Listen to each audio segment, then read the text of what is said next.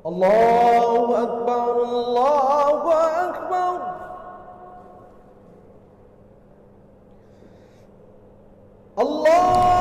Wa yas'alunaka 'anir ruh. Mereka bertanya kepadamu tentang roh. Qulir ruhu min amri rabbi. Katakan Muhammad, ruh itu urusan Tuhanku. Wa ma utitum minal ilmi illa qalila. Tidak ada. Asyhadu an la ilaha illallah.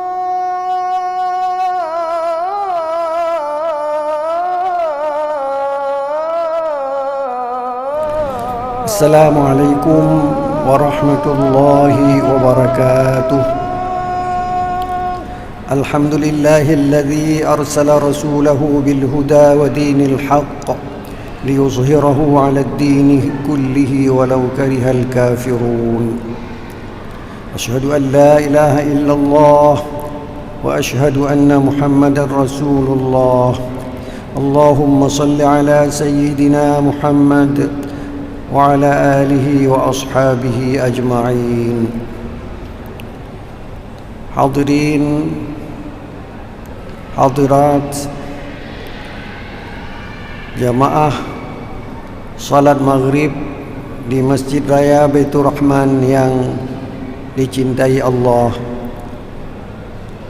Marilah kita panjatkan puji dan syukur pada Allah Subhanahu wa ta'ala yang masih memberikan kesempatan hidup kepada kita hingga sampai kepada detik sekarang ini.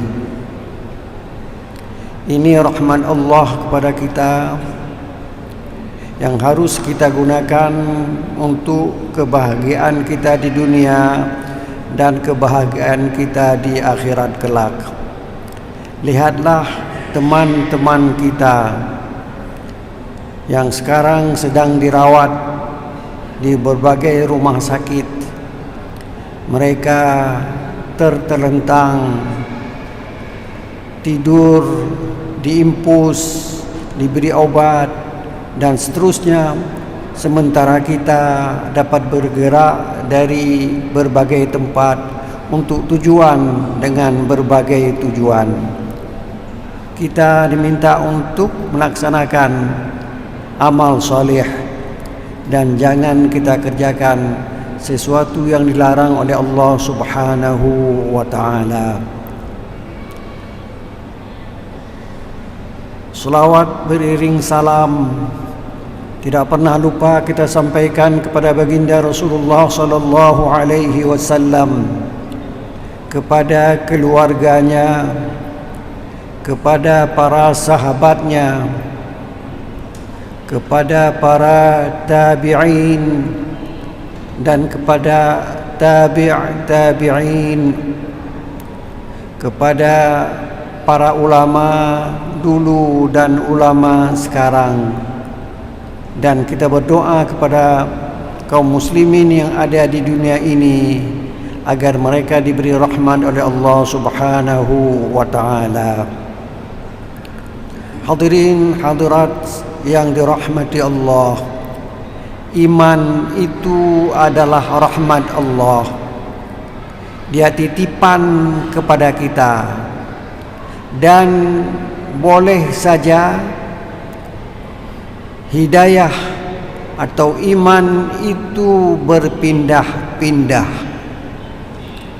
Itulah sebabnya di antara doa yang diajarkan kepada kita di akhir atau sesudah kita baca tasyahud sebelum salam, ya muqallibal qulubi tsabbit, gitulah.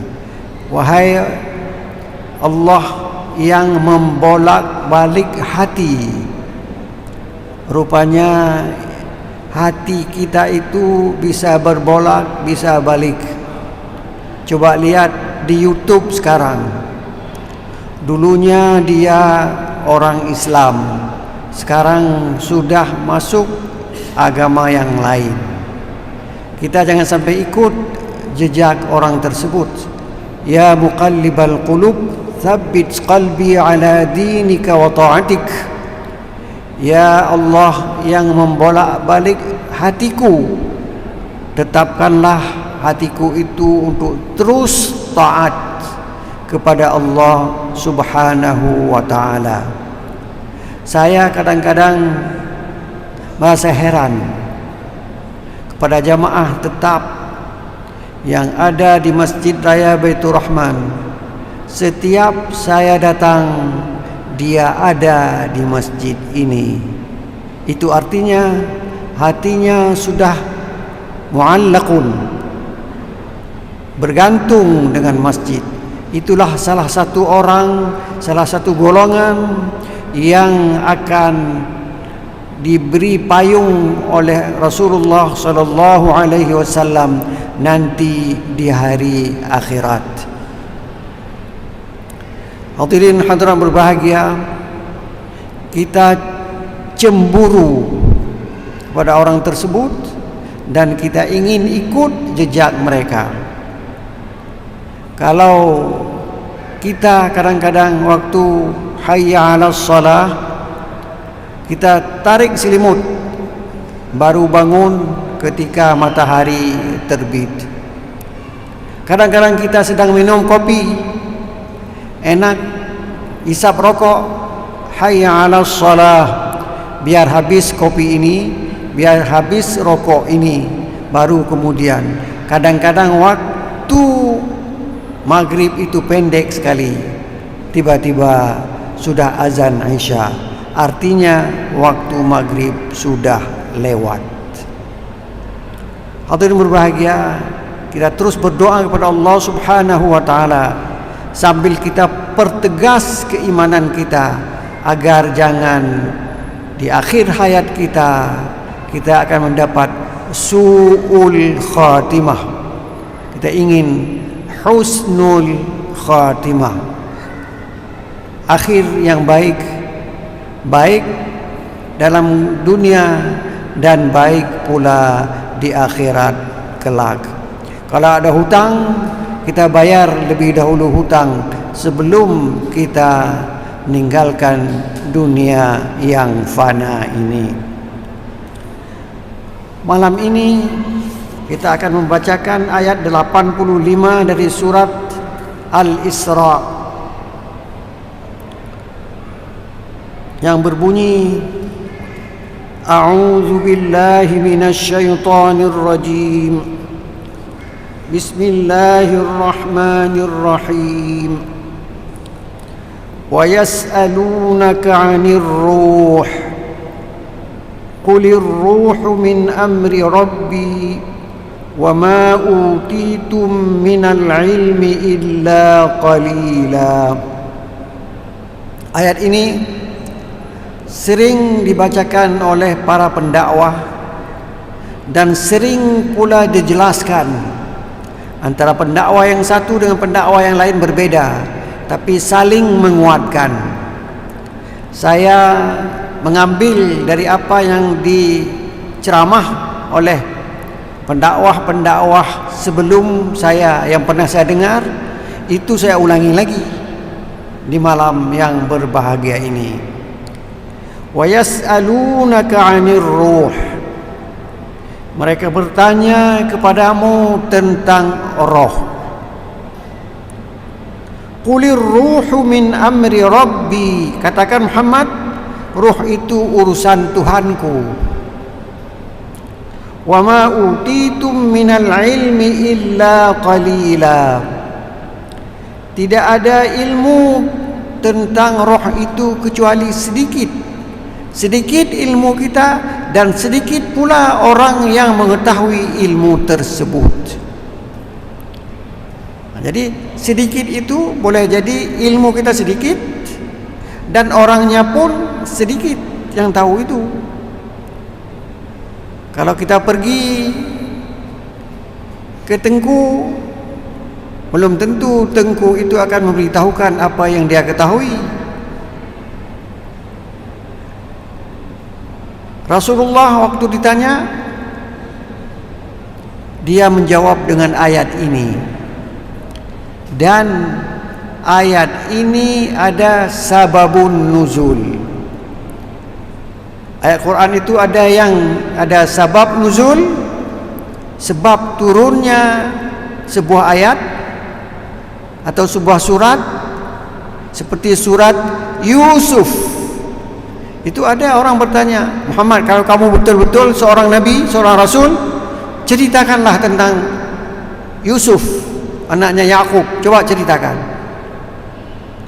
Turun satu surat, namanya surat Yusuf. Ini ada yang bertanya tentang roh. Allah memberi jawabannya dengan ayat ini. Ruwiya, diriwayatkan, berarti ini hadis, annal yahuda qalu li Quraisyin, bahwa orang Yahudi berkata kepada orang Quraisy. Ayat ini Makkiyah, ayat ini turun di Mekah. Rupanya orang Yahudi mempengaruhi orang Quraisy.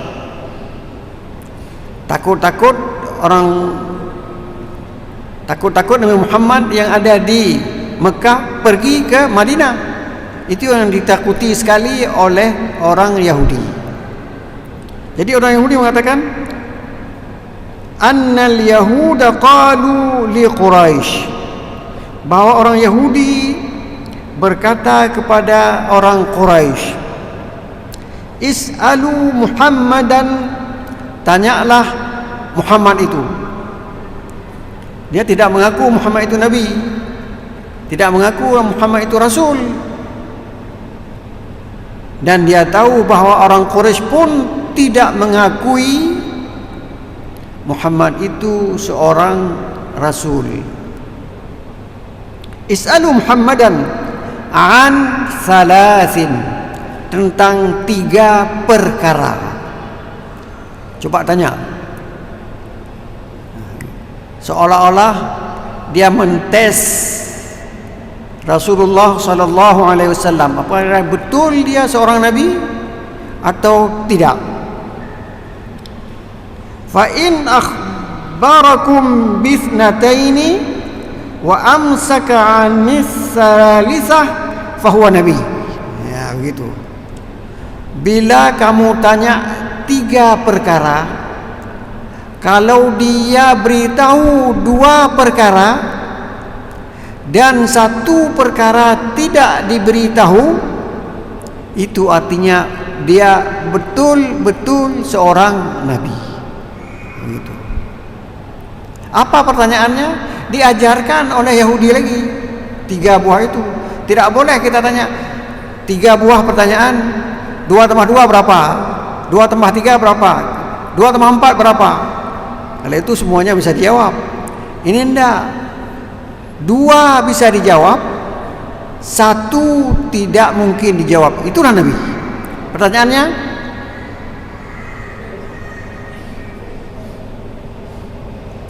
is'aluhu an ashabil kahfi. Tanyalah Muhammad itu tentang ashabul kahfi. Ada surah Al-Kahf, cerita situ tentang ashabul kahfi. Bagaimana pemuda yang tidak mau ikut raja yang tidak beriman itu. Mereka beriman hanya kepada Allah Subhanahu wa ta'ala, tidak mau dia ikut yang lain. Akhirnya mereka dikejar-kejar, lari ke gua. Itulah kahfun, itu ke gua, bersembunyi. Innahum fityatun amanu bi rabbihim wa zidnahum huda. Itulah pemuda-pemuda yang beriman dan imannya kami tambah. Kalau iman ditambah berarti ada iman yang berkurang. Itulah kita berdoa, ya muqallibal qulub tsabbit qalbi ala dinika wa ta'atik. Itu doa. Dan doa itu banyak lagi. Jangan itu saja kita berdoa, banyak lagi yang lain. Jadi pemuda yang bersembunyi di gua, imannya bertambah kuat. Wa an Dzil Qarnaini, tentang seorang yang bernama Zulkarnain. Tanya itu. Tanya tentang Ashabul Kahfi, tanya tentang Zulkarnain. Sudah dua. Yang ketiga, wa anir ruh. Tanya pula tentang roh. 3 pertanyaan itu. Kalau 2 dijawab, 1 tidak dijawab, berarti dia betul-betul Nabi.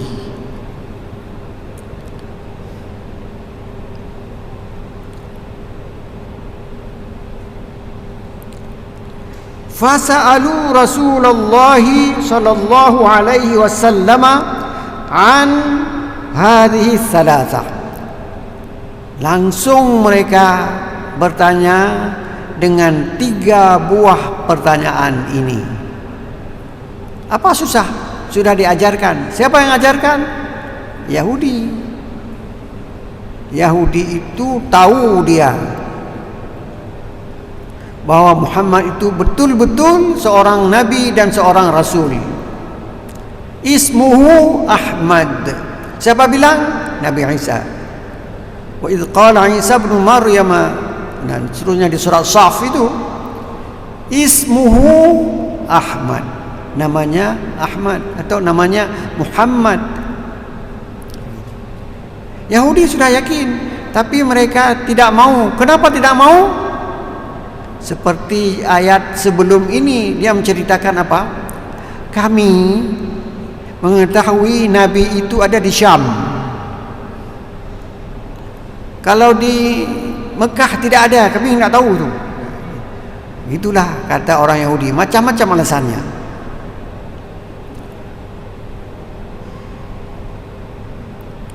Faqala alaihi salam, langsung Rasulullah menjawab 3 buah pertanyaan itu.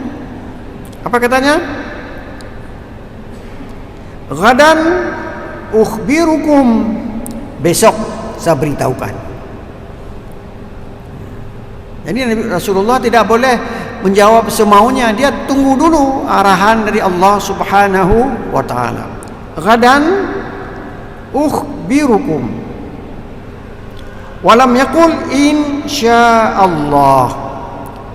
Nabi lupa mengatakan insyaallah besok saya beritahukan. Dia bilang langsung aja, besok saya beritahukan. Fanqata'a anhu al-wahyu 40 yauman. Wahyu itu putus selama 40 hari. Gara-gara Rasulullah tidak mengatakan ukhbirukum ghadan insyaallah. Itu diajarkan kepada umatnya. Jadi kalau kita berjanji, bilanglah insyaallah. Tapi orang Aceh aneh. Hai lun na mulut uro alhad uku. Nejak apa? Get nejak. Itu yakin. Tapi kalau dia bilang insyaallah, nyande. Padahal kita bilang lun ja insyaallah. Kamu gitu kan? Itu ajaran para guru kita kepada kita. Bilanglah saya akan datang insyaallah. Begitu. Thumma nazala al-wahyu ba'dahu wa la taqulanna li shay'in inni fa'ilun dzalika ghadan illa an yasha Allah.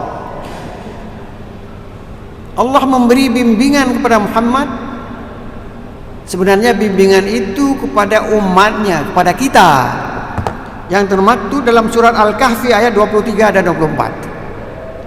Wala taqulanna li syai'in inni fa'ilun dzalika ghadan illa an yasha Allah.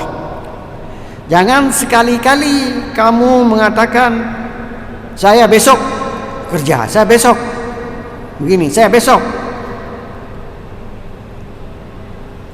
Tapi kamu katakan insya Allah, besok saya kerjakan insya Allah.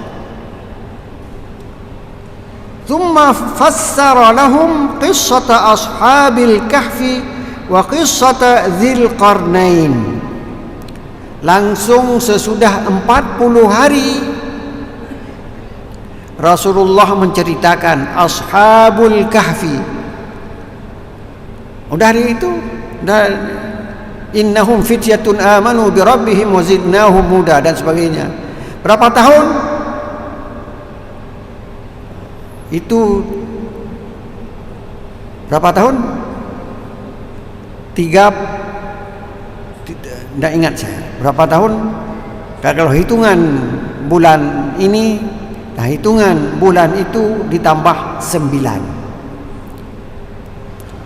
Saya ingat ayatnya, nanti saya tidak berani mengatakannya. Sudah? Dzil Qarnain juga begitu diceritakan. Ashabul Kahfi diceritakan, Dzil Qarnain diceritakan. Wa abhama qissatar ruh, itu yang tidak diceritakan. Kamu betul kata Yahudi, tanya 3 pertanyaan, kalau 2 dijawab, 1 tidak dijawab, itu pasti dia Nabi. Tapi masalah hidayah itu urusan Allah Subhanahu wa ta'ala. Orang Yahudi sudah tahu, tapi tidak mendapat hidayah, dia tidak masuk Islam. Berapa banyak orang-orang non-Muslim, dia hafal Quran, dia mengerti Quran itu lebih dari kita. Di mana kita tahu? Di buku dia tulis. Itu namanya orientalis. Dia menulis bagus sekali, pemahamannya bagus sekali, tapi hidayah itu tidak datang, maka dia tidak masuk Islam. Sekarang kita mendapat berita ada orang sudah masuk Islam, keluar lagi dia. Ada apa dia rugi dengan Islam ini? Tidak tahu. Dan pidato lagi dia macam-macam.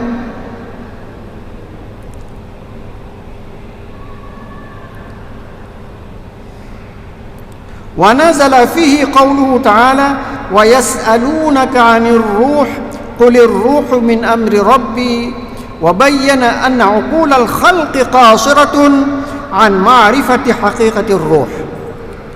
Rasulullah menjelaskan, sudah membaca ayat yas'alunaka 'anir ruh qulir ruhu min amri rabbi. Rasulullah menjelaskan wa bayyana anna 'uqulal khalqi qasiratun, bahwa akal-akal makhluk itu pendek, antinanya pendek. Banyak orang-orang yang antinanya pendek, tengku gure-gure tapi hanya mengerti sih, karena antinanya itu pendek.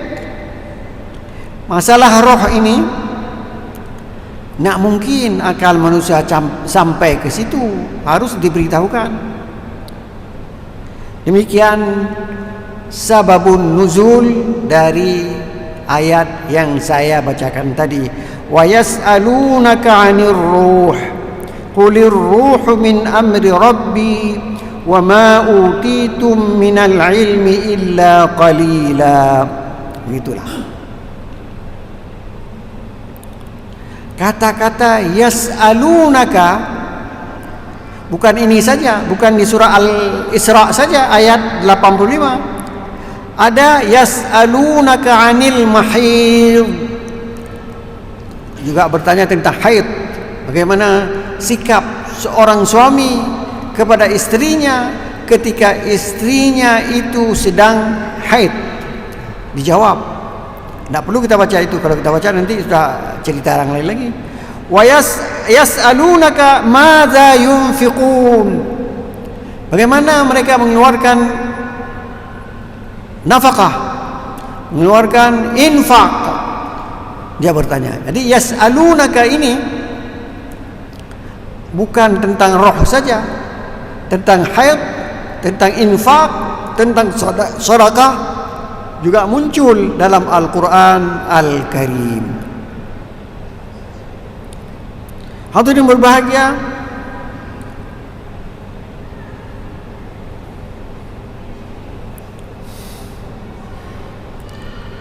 sekarang kita bicara tentang roh.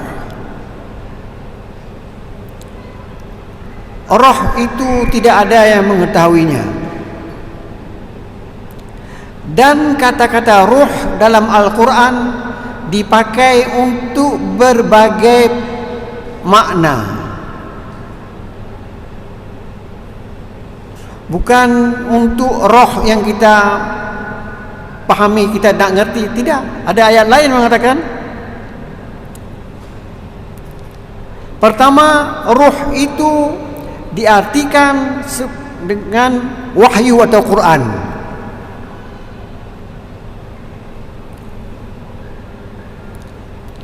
Nazala bihi ruhul amin ala qalbika litakuna minal munzirin. Asy-Syu'ara ayat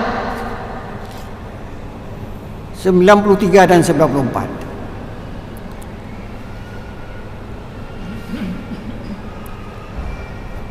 Bukan. Yang disebut dengan Quran bukan itu ayatnya. Wa kadzalika auhayna ilaika ruhan min amrina. Itu ayatnya Syura ayat 52. Demikianlah kami wahyukan kepada engkau ruhan. Ruhan itu apa? Quran. Min amrina itu urusan kami, tentang apa yang diatur oleh Allah kepada makhluknya.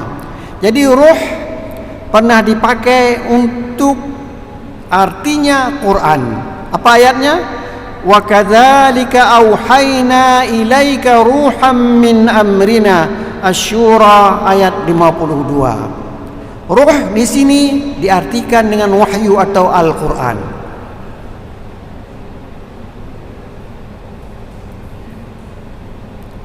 Kemudian yang kedua, ruh itu adalah Jibril alaihi salam. Jadi ruh ada arti Quran atau wahyu, ada arti Jibril alaihi salam. Nazala bihi ruhul amin ala qalbik litakuna minal munzirin. Quran itu diturunkan oleh siapa? Ar-Ruhul Amin. Itulah Jibril alaihi salam. Ala qalbika, kemana diturunkan? Ke dalam hatimu ya Muhammad. Litakuna minal munzirin, supaya engkau menjadi orang yang memberi peringatan kepada umat-umat yang ada di sekelilingmu. Jadi ruh dalam Al-Quran ada arti Quran, ada arti Jibril, dan ada arti yang lain.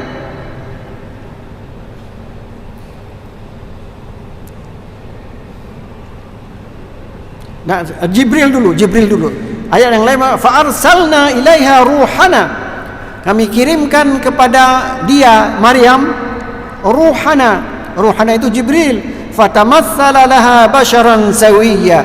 Dia menjadikan tubuhnya seperti tubuh seorang laki-laki yang tampan. Datang kepada Siti Maryam. Roh juga itu Jibril. Jibril datang kepada Nabi Muhammad ketika dia berada di Gua Hira. Seorang yang tidak pernah dikenal sebelumnya. Kita saja kalau kita kenal orang sebelumnya dan orang itu sudah mati, datang pada malam ini, kita akan lari. Lom nyona gejak urang pedakan jamaah tetap di masjid ini yang sudah saya tahu meninggal, tiba-tiba melompok ulun yang kawalah kalomplung. Padahal dulu kawan dengan saya, tapi sekarang saya takut. Banyak, ada muazzin, ada imam yang kena tsunami, Kalau malam ini datang, dia datang bukan jadi imam, datang saja kita sudah lari. Apalagi kita tidak kenal. Sudah. Roh yang ketiga inilah dengan sababul hayah. Itulah sebab kita hidup. Ketika roh ada bersama kita, kita hidup. Tapi di saat roh itu pergi, kita tidak hidup. Kalau kita tidur, boleh jadi roh itu pergi dari kita. Waktu kita bangun dia datang. Alhamdulillahilladzi ahyana ba'dama amatana wa ilaihin nusyur. Kita berdoa kalau sudah bangun. Apa doanya? Siapa yang ajarkan? Rasulullah. Alhamdulillahilladzi ahyana. Alhamdulillah yang telah menghidupkan saya, menghidupkan kami sesudah dimatikan lebih dahulu. Begitulah. Jadi bagaimana orang dalam kubur mungkin hampir sama dengan orang tidur. Para sahabat yang tidur di alam barzakh ma'an nabiyyina was-siddiqina wasyuhada'i was-salihin. Mereka bergabung dengan para nabi, para nabiyina والنبيين والصالحين وحسن أولئك رفيقا. Jadi mereka itulah yang teman-teman mereka di alam barzakh dan di akhirat kelak. Marilah kita berdoa agar kita selalu dalam taat kepada Allah Subhanahu wa taala dan kita akan bersama dengan para nabi, para syuhada dan orang saleh di akhirat atau di alam barzakh dan di akhirat nanti. Amin ya rabbal alamin. Wassalamu alaikum warahmatullahi wabarakatuh. يا ربنا لك الحمد كما ينبغي لجلال وجهك الكريم وعظيم سلطانك. اللهم صل على سيدنا محمد وعلى آله وصحبه أجمعين. اللهم أعنا على ذكرك وشكرك وحسن عبادتك. ربنا اغفر لنا ذنوبنا ولوالدينا وارحمهم كما ربونا صغارا ولجميع المسلمين والمسلمات والمؤمنين